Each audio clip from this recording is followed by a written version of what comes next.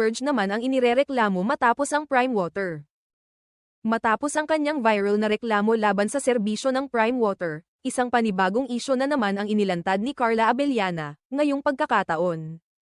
Tungkol naman sa problema sa internet connection mula sa kilalang provider na Converge ICT Solutions. Sa kanyang Instagram stories, idinulog ni Carla ang matagal nang hindi na-aksyon ng isyu sa internet sa kanilang lugar.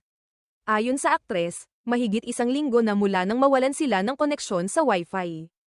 Hindi lang sa kanyang tahanan kundi sa buong kalye kung saan siya nakatira. Ayon pa sa kanya, ang problema ay nag-ugat sa pagbagsak ng mga cable dulot ng masamang panahon. Partikular na isang buhawi na tumama sa kanilang komunidad.